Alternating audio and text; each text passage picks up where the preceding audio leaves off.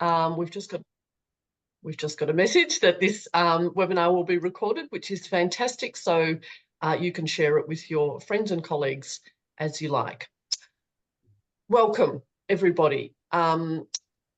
Before we kick off, I would, of course, like to recognise the traditional owners and custodians upon the lands where we meet and pay our respects to elders past and present.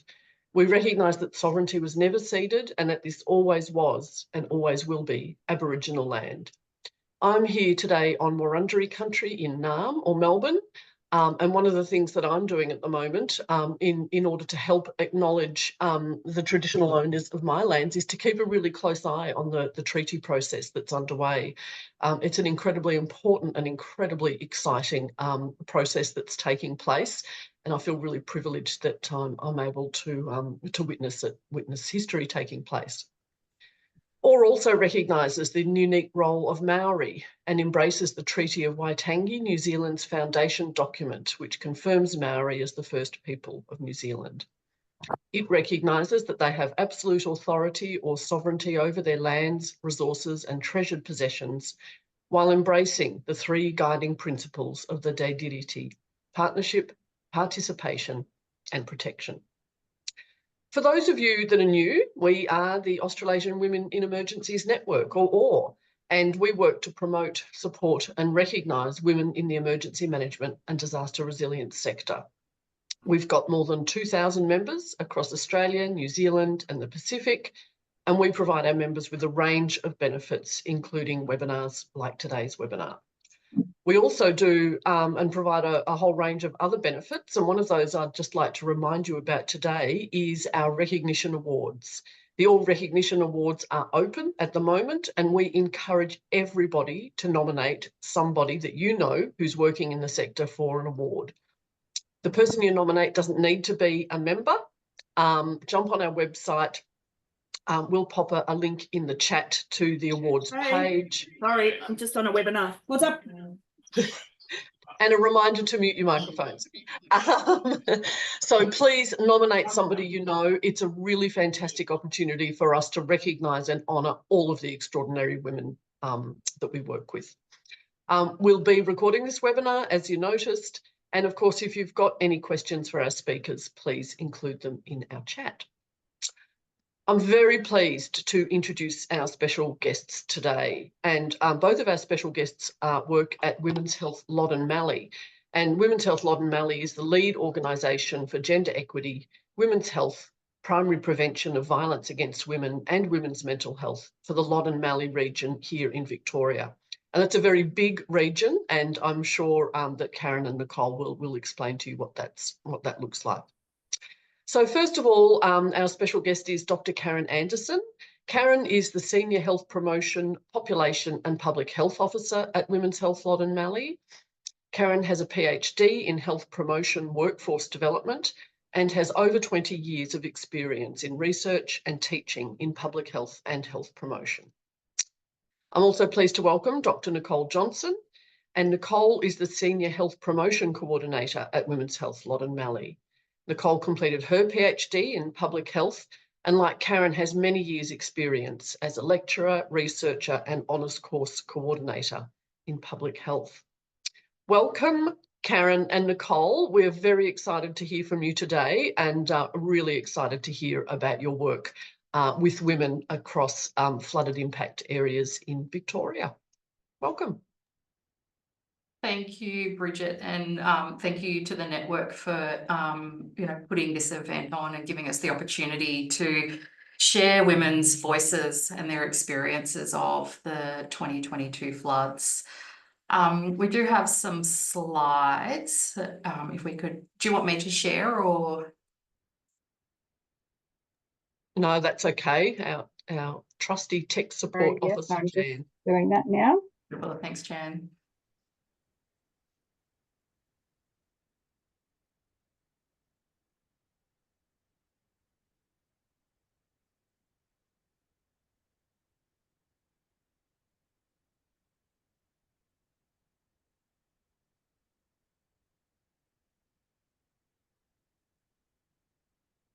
Sorry, I've got too many windows open on my computer.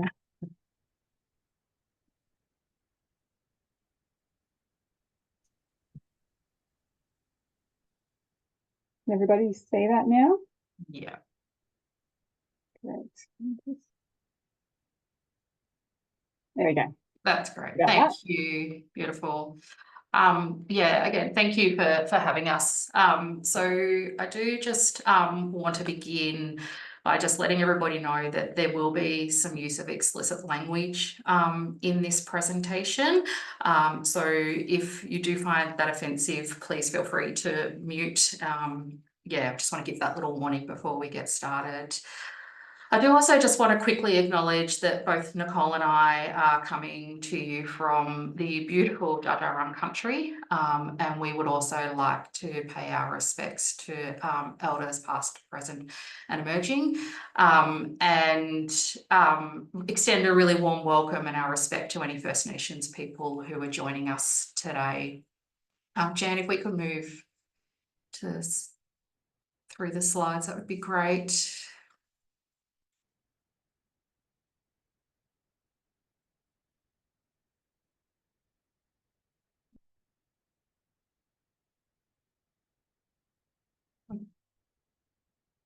Jan, are we able to move to the next? Yep, sorry, just give That's me all one right. moment. It's just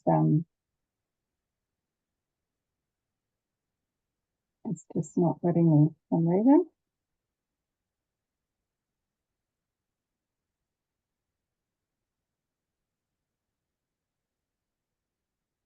Sorry, I might just have to stop sharing and reshare. Sorry about that.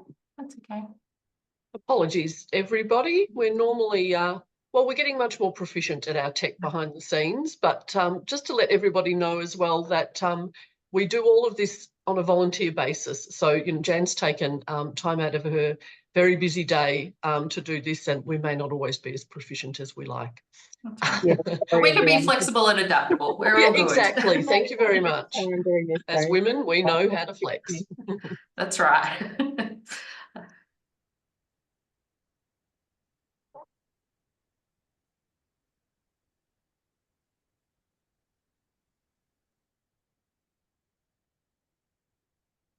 Okay, try again. There we go. Yay. Yeah. And we go to the next one as well. Thanks, Jan. Okay. Great, thank you. I thought I'd just start today off just giving you a little bit of a context for our organisation and the work that we do. So for those of you not familiar with Victoria, we're quite unique in that we have a dedicated women's health program, which includes the Women's Health Services Network, which consists of 12 women's health services spread out across metropolitan, rural and regional centres. And each of those health services are centres of excellence in gendered health promotion and prevention, and form a really critical part of Victoria's public health infrastructure in coordinating local place-based health promotion activities. The women's health sector plays a pivotal role in contributing a gendered perspective on climate and disaster work.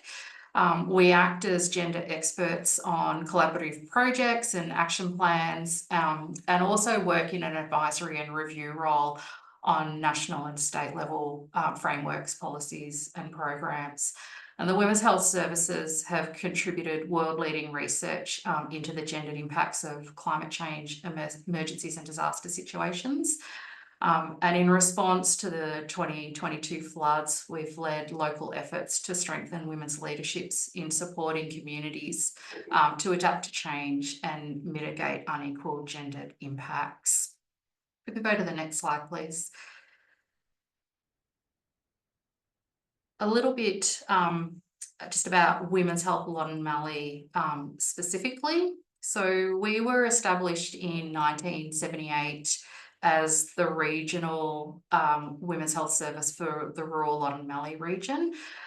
We operate as a not-for-profit, for-purpose health promotion organisation, and as you can see on the slides, we work across 5 key strategic priority areas, and the work that Nicole and I will be presenting today sits within one of our new portfolios, which is Women in a Changing Society.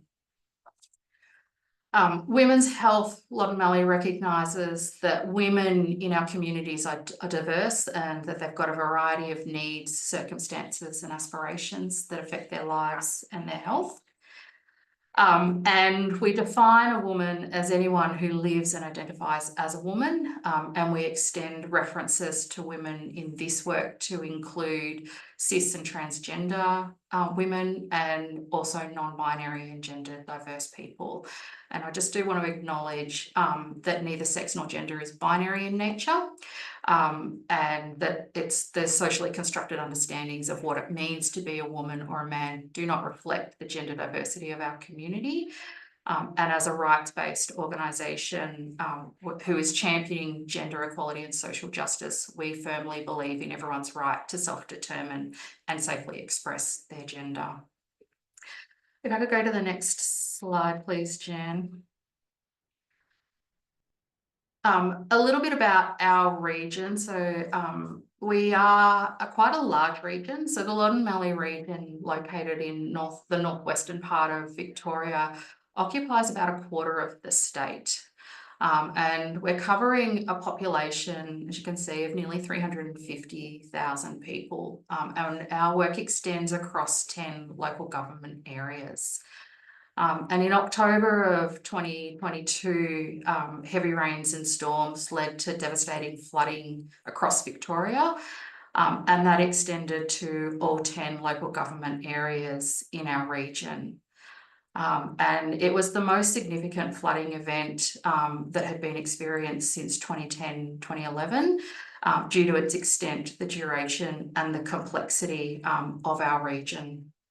And so communities across the Loddon Mallee region and Victoria more broadly lost homes, businesses, infrastructure, roads and crops. And the impact of the floods, including stress, dislocation, financial insecurity and disruptions to personal and family life, were felt widely by the whole of community. And with the engagement that we continue to have with communities across our region, those impacts are still being felt. I just want to begin, before I get into a bit of detail around the background, I just want to begin with a bit of a story. And so it begins with, we all walk out the door, whether we're in our good clothes, our whatever clothes. We all walk out the door with a smile on our face, even down the street. And especially those when you see kids around. We always have a smile on our face. How are you? We're doing really well, thank you. If people actually saw through the facade of any woman in town, not just whether you've got young children, old children, or at home alone, they would realise that we are breaking inside with no hope of getting anywhere because you sit on the phone to insurance companies. You're at home with broken men, broken children, like I have my mum, my dad, and my husband, and the 4 children. This is one of many stories that we heard from women across the Loddon Mallee region in the Women Rising project.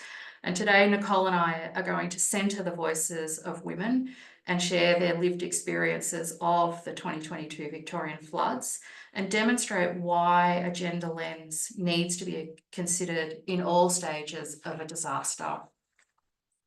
We could go to the next slide, please, Jan. So just to give you a little bit of background and context, that, you know, we know from the evidence that no one is immune from the effects of climate change, but how people experience these may differ due to their gender, and that there's growing evidence that women and girls are disproportionately impacted by climate change as a result of existing gender inequalities, which poses a threat to the health and safety of women. And during disasters, women are more likely to be injured or experience disease. They're less likely to survive and have less access to relief and assistance. And the evidence shows that violence against women and girls increases in disaster settings, and that disaster exposure exacerbates the existing drivers of violence. Older women, girls, Indigenous women, disabled women, LGBTQIA+ people, migrant women, and women living in rural and remote areas have additional vulnerabilities, and you'll see some of that in our work today. Additionally, what we see is that women in rural areas tend to ignore their own health to care for their family. They often become the protector of their male partner's health, and you'll hear some stories today of that as well. Women often bear the burden of having to rebuild their communities following climate-related disasters. And in addition, patriarchal structures tend to be more prevalent in rural areas as compared to urban areas. And these traditional discourses are deeply ingrained in the social fabric of rural life, influencing the allocation of power and perpetuating biases that favour rural men. So gender and sexual identity impact how people perceive and cope with disasters before, during, and after they occur. And so there is a need to examine these experiences through an intersectional gender lens. And it's important to recognise that the impacts of disasters are profound and life-changing, something that was echoed by the participants in our work, and you'll hear a bit more about that today as well. We could go to the next slide, Jen. So the Women's Health Loddon Mallee, the Women's Rising project fits within a broader body of work that was undertaken by our organisation.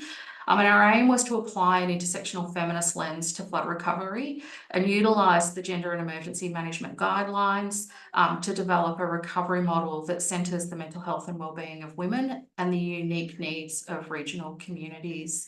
And you can see on this slide some of that work that we've undertaken as part of Women Rising. So it's included facilitating lessons in disaster training in partnership with Gender and Disaster Australia. We've held Nurture and Nourish on country gatherings with aunties from across the region. We've distributed funds to communities to be able to lead and design their own recovery activities. And then the piece of work that Nicole and I are sharing today is in relation to the focus group. So building that evidence of women's experiences of the impacts of the floods. If we could go to the next slide, please, Jan. So how we've undertaken this work is we've utilised an intersectional feminist approach to centre women's voices and to look at how various forms of inequality often operate together and exacerbate each other in relationship to the floods. Our goal was to centre these women's voices and to look at the overlapping and concurrent forms of oppression in order to understand the impact that the floods had on women. So we conducted 5 focus groups across 5 of the local government areas in our region. We had a total of 49 participants in those focus groups. And those focus groups asked questions around how people in their communities had demonstrated strengths. We looked at what had kept women mentally and socially well during the floods and in recovery, how they think the voices and experiences of women were considered in decision-making, and how the community could better prepare for flood and climate-related events moving into the future. In addition to the focus groups, based on some feedback that we'd had from communities, we actually ended up setting up an online qualitative survey utilising those same questions, and we're able to gather 10 additional responses from those surveys. And then we've also undertaken a thematic analysis of the audio recordings, the transcripts, our scribe notes and the survey responses. And from there, we identified sort of 4 key themes. And I'm going to hand over to Nicole, who's going to take you through those themes now. Thank you, Karen. Jan, if we could go to the next slide. Thank you. So as Karen said, I'm going to take us through the 4 themes, and you'll see that on each of the slides that I have for this section, it's women's words and women's stories that are front and centre. So our first theme was gender roles. So gender roles and stereotypes are present during the planning, preparedness, response and recovery stages of the floods. Women perceive men as heroes, providers and protectors. And interestingly, in contrast, they downplayed their own roles in the community. For example, they referred to themselves as just a housewife and didn't see their role of caring as important in flood recovery. Women spoke about their role as being carers of others, not just their children, but also their partners, parents, siblings, and the broader community. For some women, the caring role also extended into their professional role. This caring was perceived as important, but also as burdensome, and could carry with it feelings of guilt and helplessness. It was described as a double-edged sword by some participants. It provided a distraction, but it limited their participation in recovery. What we needed to unpack was that it made them question this caring role was linked very strongly to what it meant to be a good mother, a good wife, a good community member, and resulted in women prioritising caring for others over themselves. Women were often taking on that informal leadership role in the response and recovery phases of the flood, further highlighting the caring role that women take on during disasters. Next slide, please, Jan. Our second theme was the impact of the flood. So floods impacted on self, children, partners, and the environment. And there were intersecting impacts when we started to look at age, disability, location. Impacts varied depending on the stage of the flood, whether it was in planning, response, or recovery. And there was strong community recognition that recovery is long-term and impacts on women's future sense of security and safety. There are gendered impacts, and as already highlighted, gender roles inform how women are impacted. The impacts of floods are exacerbated by the presence of other life events such as illness, pandemics, and the lived experience of other disasters. These challenges are not dealt with in isolation, they compound. Cost and loss are threats to social capital in the context of floods, in particular the impact floods have on relationships. These costs and losses are not just restricted to the individual. There are collective impacts on the community, such as the loss of community infrastructure and connection through displacement and isolation. Floods overwhelmingly impact on mental health, and for women, this is compounded by the facade they wear to protect themselves and others, which Karen referred to in her slides. And this is where our explicit language warning comes in, that we had an 83-year-old participant who wanted to share an understanding of what it means when women say they are fine. And so for her, it was about recognising that FINE is actually an acronym, and it stands for fucked up, insecure, neurotic, and emotional. This has resonated with the participants in that workshop, with audiences more broadly, and I think has been a bit eye-opening for some of the men that have been in our presentations as well. And so this is something that has stayed with us as an example of that facade. Next slide, please. From there, we move to community strengths. So communities demonstrate a wide variety of strengths that need to be recognised. Some common examples are their understanding and sharing of local knowledge, providing support, filling perceived gaps, and problem-solving identified needs. Communities are resourceful and adaptable, but are not immune from the impacts of floods. There have been a variety of community-led activities to support recovery, and these have been predominantly led by women, further adding to the burden of care. There are opportunities to learn from the community about the needs and strengths, reflect on what has worked, and advocate for community-centred approaches to recovery, both short and long term. Next slide, please. The women in our workshops also were able to articulate a range of solutions that they think would improve the experiences of disasters.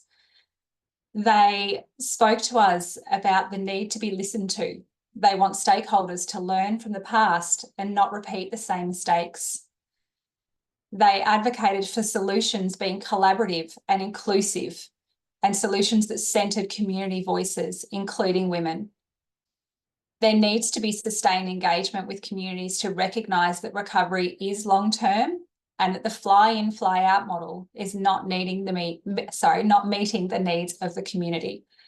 Solutions should be empowering and strength-based, and they should consider gender. The needs of women in recovery are different from men, and solutions need to not perpetuate or reinforce gender stereotypes. Recovery activities do not always need to focus on the floods. What women were wanting was the opportunity to reconnect with the community and not think about the flood and its impact. They need opportunities to nurture and care for themselves. Solutions are important for women's health and well-being, relieving the burden they experience, increasing their connection and feelings of safety, and increasing their sense of value and empowerment. I'm now going to pass you back over to Karen, who will introduce our model. Thanks, Nicole. Jan, if we could go to the next slide, please. So based on the themes that we've identified in our research and our review of the literature, we developed a model for empowering women's health and wellbeing in floods. And so the Being, Belonging and Becoming model is an adapted model that originated in psychology and has actually been adopted in a wide range of disciplines, including allied health and even early learning. And so this adaptation allows us to centre women's wellbeing during floods. And I just want to make a point that this model isn't intended to be used in its entirety. Instead, the intention is to consider the context that you're working in. So thinking about your community, your role, and to select the aspects of the model that are most applicable. And so how this model will be utilised really will be directed by the diverse needs of communities that you're working with. We recognise that we can't make assumptions that all communities are the same. And it's also the recognition that when you know one community, you know one community. So I'm going to talk a little bit more about the first component of the model, which is the Being, Belonging, Becoming. Jan, if we could go to the next slide, please. So the being aspect of this model relates to identity. And so being is described in psychology as active participation rather than merely existing. And it's the recognition that when a person acts, they're acting as a particular someone. That is, that they are being or enacting a particular status within the structures available in the communities where they're currently participating. And so for women, a woman who's a carer provides a meaningful description of what she is doing and a way of understanding her actions, her thinking and her judgments. And so at times a person may be acting on more than one status at a time or acting on statuses within different communities at the same time. So for example, women who are caring for children and leading recovery efforts are being or existing or acting in multiple roles and having multiple identities. Women's being in floods was often shaped by their intersectionality. So they were being more than just a woman. It was also influenced by a range of compounding factors, such as recovery from previous flood experiences, recovering from the pandemic, being a mother of a sick child, being carers for parents or partners. And for some women, their sense of being was disrupted by the floods. For example, we heard stories from women who weren't able to be present for their child's wedding or doctor's appointments, and so expressed that they weren't fulfilling their role as being a good mother. Their worlds and their responsibilities combined to create a load that had a negative impact on their health and well-being. And so it's important to understand the complexity and the diversity of women's experiences and capacities in disaster situations. The belonging aspect of this model really relates to the roles that women adopt in terms of their identity. And so we know that a sense of belonging is a fundamental human need and that it can determine mental, physical, social, economic and behavioural outcomes. And a woman's sense of belonging in her community and even in her domestic household can impact her well-being. So for example, women who see their role as protectors and carers of children participate in certain behaviours that prioritise the health and well-being and needs of her family over her own. And that's certainly something that we heard from participants in our work. And this in turn reinforces her need to put on that facade that Nicole was talking about. And she puts on that facade even if she's broken or not coping. And so there is this tension between being authentic, so in terms of your identity and your sense of belonging to a community, that actually impacts women's identity and their well-being. So for example, not being able to help with recovery or to participate in recovery activities because you're caring for children can impact on the sense of belonging that's experienced within a particular community. And again, women's intersectionality, the gender roles that we identified, and disaster experiences provides opportunities and challenges for women's participation in decision-making, in knowledge generation, and in reconstruction post-disaster. And so their sense of being and belonging is impacted.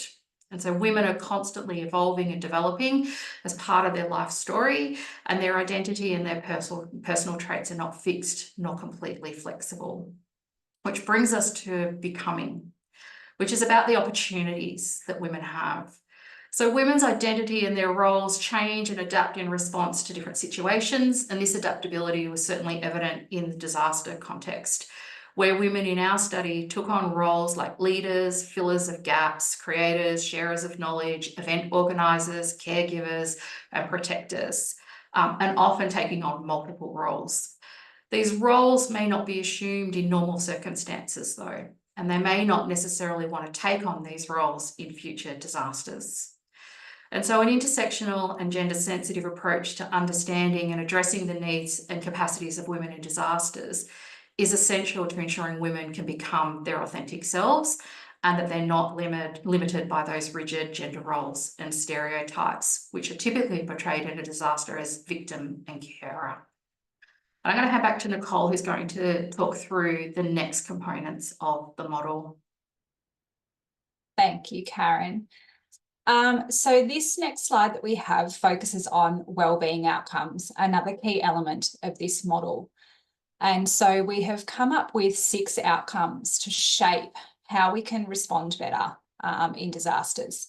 So gender roles are a key feature of patriarchy, and these patriarchal structures are often more prevalent in rural areas. And these traditional discourses are deeply ingrained in the social fabric of rural life, influencing the allocation of power and perpetuating biases that favour rural men and putting women and girls at increased risk.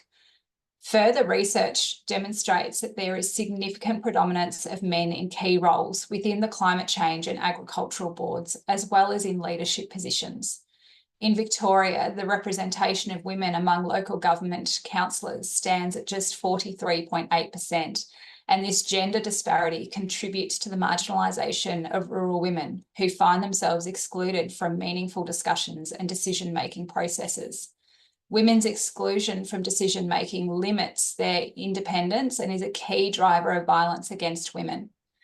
Given the gender-specific impact and experiences in relation to climate change, there is a pressing need for a gender-sensitive approach to ensure that women's perspectives and concerns are appropriately represented and addressed across all levels of policy development. There is clear evidence within this project of roles in floods being influenced by gender norms and stereotypes. Women's being is strongly influenced by social expectations of what it means to be a woman. Therefore, there is a need for greater awareness and consideration by community and other stakeholders of the roles that women, men, and gender diverse people are enacting across all stages of floods. Women's being is also based on systems and structures that are existing within communities. So women expressed the need for opportunities for connection, seen as essential components to their well-being and sense of belonging in a community. In many cases, women have already sought to create some of these opportunities for themselves, and it's important to learn from the approaches and the expertise of women in all stages of flood planning, response, and recovery. Valuing women's contributions to community is not only good for social capital, but also women's sense of being and belonging and their overall well-being. It is important that women's well-being is considered at all stages, and that well-being measures are flexible, dynamic, responsive, and adaptive to meet the needs of women. There needs to be recognition that a one-size-fits-all approach will not take into consideration the intersecting factors that compound women's experiences of flood and therefore any support should include women in the identification of needs and solutions. Next slide, please, Jan. We have also included 5 principles to guide work that happens in this area and to reflect the importance of being, belonging and becoming. So these principles are important for a sense of belonging and being. Where these occur, there is often an improved sense of well-being. Community relationships are essential for respectful and sustainable disaster planning, response and recovery processes to be built and maintained. There is a need for authentic partnering with community and considerations of whose voices are missing to determine processes for decision-making, recognising existing community capacity for contributions, and the importance of measuring progress collectively. The nature of stakeholders' relationships with disaster-affected communities and their roles in promoting community leadership and inclusion is a facilitator of authentic connections that enable long-term engagement beyond disaster recovery. Understanding the difference between and within communities and the complexities around stakeholders and partnerships is crucial in undertaking community-based disaster management initiatives, promoting long-term community engagement and fostering resilience beyond disaster recovery. Regional partnerships are essential for the management of limited resources and for responding to large-scale disasters that can overwhelm local resources. This model process can be adapted and customised in any community to develop partnerships between communities, public agencies, NGOs, faith-based organisations, and the private sector within a region. Integrating gender with an intersectional approach has been widely recognised as an approach to addressing the gender inequalities which exacerbate people's position to disasters. Intersectionality offers a more nuanced approach to considering how to integrate gender within the context of disaster planning, response and recovery. Sustainability can be perceived and acted upon through different lenses. The first is about sustainable recovery. That is facilitating the return of displaced populations to their communities, the needs of vulnerable groups being addressed, community having authentic opportunities to contribute to the discussion about needs and solutions, and collaboration across sectors, organisations and communities. Addressing the effects of climate change equitably requires cross-sectoral and coordinated actions, including additional funding, collaborative research, and political will from stakeholders at local, state, and federal levels. The natural and built environment provides another lens for sustainability and considers how to look after the environment and return it to a pre-disaster state, and the provision of infrastructure and sustainable social recovery in terms of an emphasis on rebuilding connections, safety and security. While rural communities are adaptive, addressing the evolving social, economic and technological environments that create vulnerabilities for rural communities requires collaboration. Collaboration and co-design are not new concepts to women's health services. It is the sharing of power, stepping aside and giving space for people with lived experience to be the expert in the room. The knowledge, skills and experiences of women in disasters is vital to repairing or rebuilding social capital in rural communities post-disaster, and to ensure that approaches are appropriate and respond to the needs of women in disaster-affected areas. Next slide, please, Jan. The final element that we have as part of the model is recognising the practices that stakeholders need to be engaging with. Holistic, integrated and interconnected approaches recognise the complex and integrated factors which inform women's sense of being, becoming and overall well-being. A holistic approach considers the different needs and experiences of women and communities and addresses the physical, social, mental and environmental impacts of floods. It is crucial to adopt this holistic perspective on recovery, as communities impacted by disasters do not experience a clear separation of environments and impacts. Community development strategies that actively involve and leverage local strengths and capabilities prove most successful in ensuring that recovery initiatives are not only pertinent and accessible, but also aligned with the unique needs of affected communities. Our culture, that is our values, philosophies and belief systems, define the ways that groups of people think, act and live In rural communities, rural culture is not homogenous. It varies from community to community and is just one of many subcultures. Australia's National Disaster Recovery Framework recognises that successful recovery is based on an understanding of the community context, with each community having its own history, values, and dynamics. And this includes the need to be respectful of and sensitive to the culture and diversity within communities. A culturally informed approach to disasters is important in influencing people's readiness to adopt, modify, or reject disaster planning, response, and recovery measures. In the disaster context, continuous learning is often referred to as lesson management. Lesson management is the process of collecting, analysing, disseminating, and applying learning of experiences from events, exercises, programs, and reviews to identify those lessons that should be sustained and those that need to improve. Lesson management can facilitate learning and improvement, resulting in more efficient and effective practices, improving safety, and improving the capturing and sharing of knowledge. Traditional stages of emergency management focus on a continuum of prevention, preparedness, response, and recovery, with prevention often considered a separate stage in a disaster rather than an approach that should be applied at all stages. A criticism of this is that each stage follows a logical order and that this does not reflect the experiences of communities, as demonstrated by the findings of our research. The impacts of floods on women in our study are reflective of the broader social, economic, environmental, and political determinants of health, and therefore a primary prevention lens across all stages of a disaster would take into consideration and address these determinants, along with structural inequalities and systemic barriers that impact on women. Disaster responses require gender-responsive approaches which influence and direct policies, programs, and investments to have greater impact on the lives of women and girls by generating knowledge and evidence of what works, what doesn't, why, and for whom.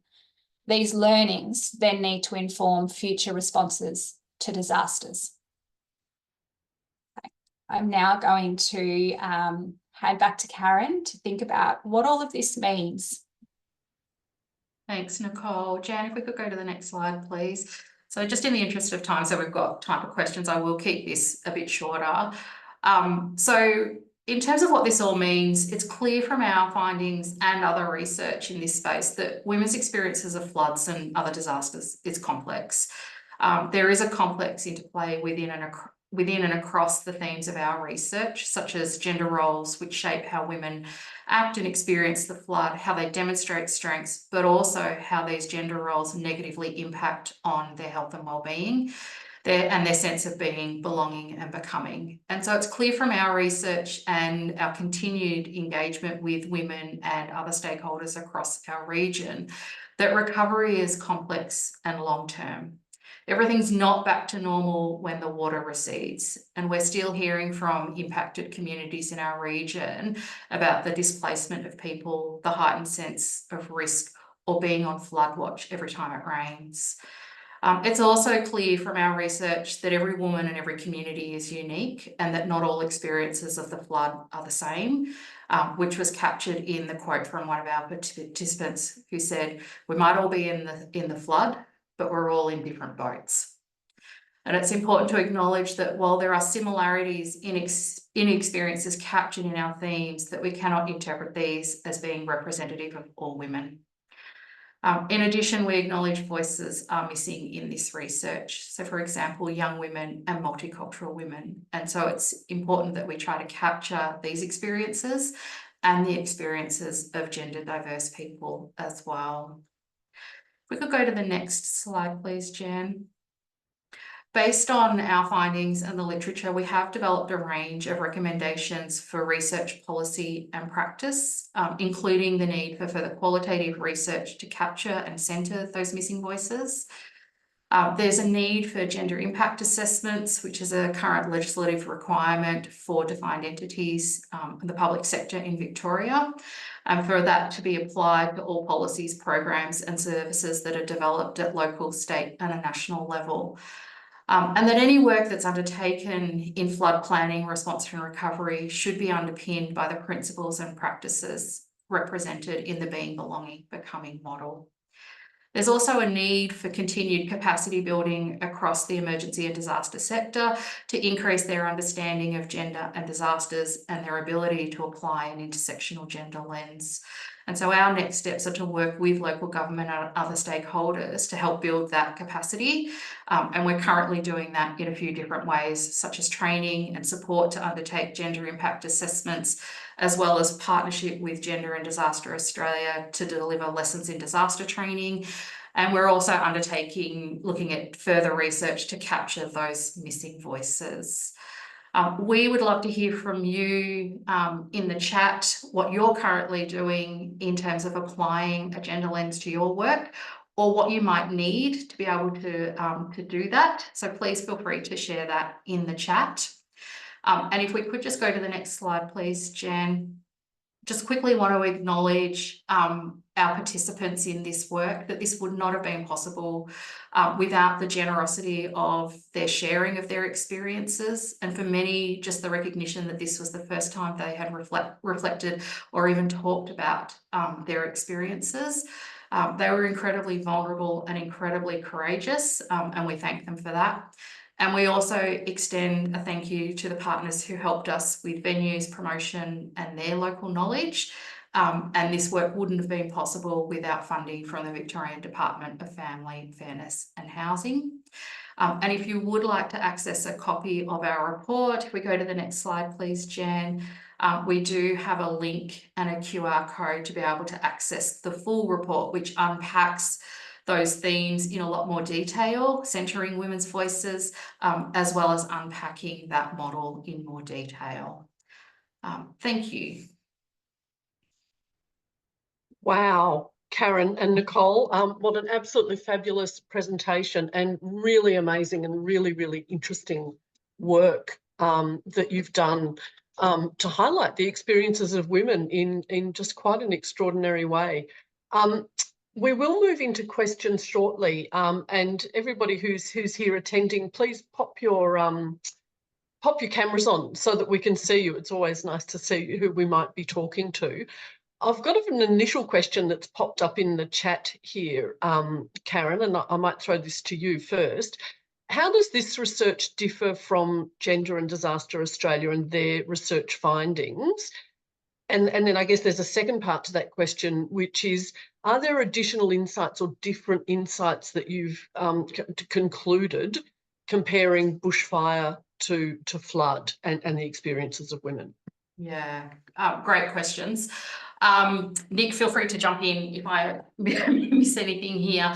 So we've got a bit of a partnership happening, developing with Gender and Disaster Australia. So they've done quite a lot of research looking at bushfires, and I know that they're doing some research around the experiences in Lismore as well. So there's a lot of overlap in terms of some of the findings. I think where we're a little bit different is our focus is purely on women, whereas Gender and Disaster takes a much broader approach to gender, so including research with men and gender diverse people.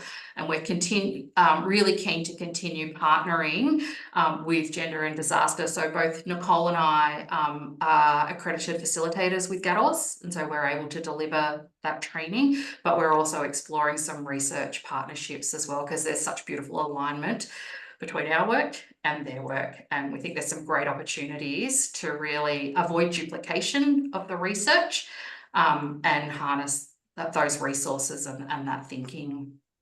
Yeah, absolutely. And I guess my reflection would be that Gender and Disaster Australia have quite a strong focus on the safety of women, on family and domestic violence and so forth, incredibly important topics. But I think your work here really brings in a slightly different lens and a really important lens. I'd love to open it up to questions. I know that people are going to have questions. Please pop them in the chat. Or put your hand up using the icon below. We've actually got a really quick little poll that I might get Jan to just launch. So if you're busy formulating your question, others will have a chance to complete the poll. So there you go. There are going to be there are two questions here. The first is, are you applying a gender lens to your work or your organisation? Does it apply a gender lens? And then the second question is, how confident are you about applying this lens and what that might look like? I think one of the things that I've really enjoyed about this work is the really practical takeaways that you've given us. You've given us a model that is really simple and straightforward. You've given us some fantastic high-level principles that you know, anyone could take away and work with, regardless of whether or not they were working in emergencies almost.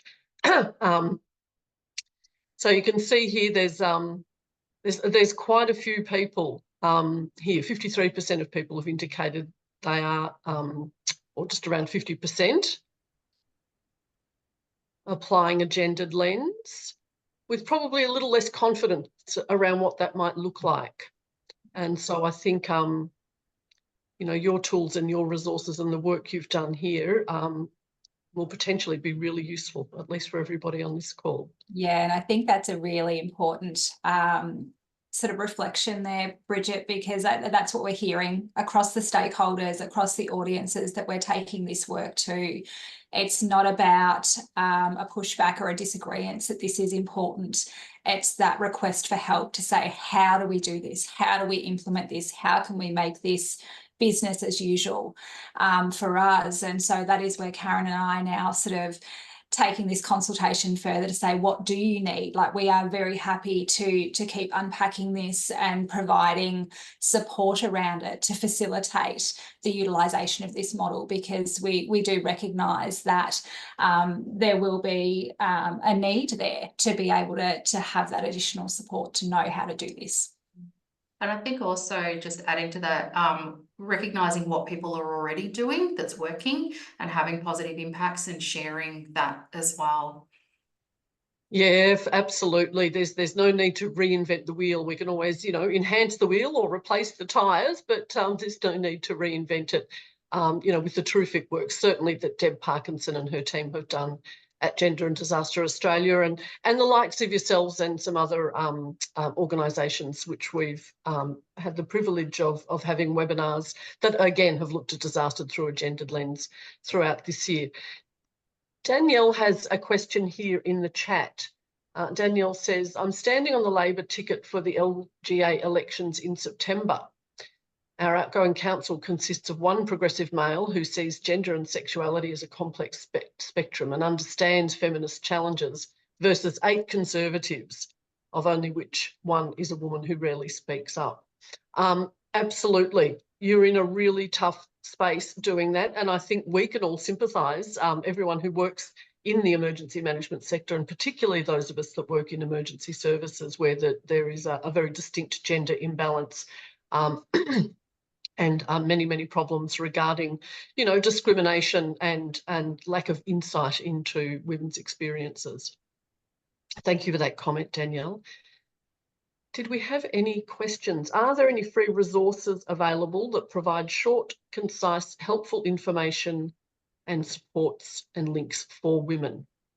And I guess that might be women working in the sector, as well as, you know, women who have experienced something who may not be involved in forums like this. I think it's something we would need to, I mean, there's a range of resources out there. We have developed some shorter versions of we acknowledge the report we've shared today is a very lengthy document. We have some shorter sort of snapshot versions of that. But I think there's definitely room to be unpacking this further and creating some more resources in that space. That is something that we are discussing with Gender and Disaster Australia as well, in terms of their data sheets that they have for different areas across Australia. They don't currently have any for the Loddon Mallee region. So we're working on sort of producing some of those infographics, which I think would capture some of this data as well. So I feel like this is a bit of a watch this space as Karen and I continue to sort of build this work and our portfolio. Karen, Wonderful. Did you want to add anything? I think the only other thing that I'd add is that we are currently working on a gender lens toolkit, which puts a gender analysis on all of the public health priorities in Victoria, including climate change. And so that's currently in progress. But yeah, I just echo what Nicole is saying, that this is early days for us. This is a really new portfolio, and this work is laying that foundation for us to build on. And so if people have ideas or can think, have needs, please reach out, and we can look at how we might be able to support that. That sounds fantastic, Karen. And one of the wonderful things about OR and our members is that we do things like this. We do collaborate, we do share. There are so many people on this webinar today, I can see, that have extraordinary experience that can support you in your work as much as you can support them in their work. So we certainly encourage people to reach out to Karen and Nicole as needed. Are there any more questions before the, gosh, the hour has gone so quickly. It's been such a great presentation. Thank you, Michelle. That's great. All right. Well, look, we might finish up for today. I'm going to extend a huge thank you to Karen and Nicole and of course the 59 women that you worked with who shared their stories. And I'm sure it wasn't the only time that they shared their stories. I'm sure they had to share their stories several times, both during the formal processes of, relief and recovery and so forth. And we do know that researchers can kind of hover like flies after a disaster or an emergency, and it can place a burden on community members, but I can certainly tell from the way you've approached this that you've given great care and consideration to those women, and I really thank you for that, because it is an extraordinarily disruptive time in people's already complex lives, and especially women's already complex lives and complex personas, if you like. A huge thank you again. We're incredibly grateful for you and your work and for coming to us today. Thank you, everybody, for coming along. Just a reminder too, if I might, the OR Recognition Awards. Somebody may even think of nominating Karen or Nicole, just a suggestion, for an award in producing this great work and becoming a part of the emergency management and disaster resilience community. Thank you all again. Have a wonderful Thursday. I hope to see some of you at the AFAC conference next week. And if not, we will see you very, very soon. Thanks and good afternoon.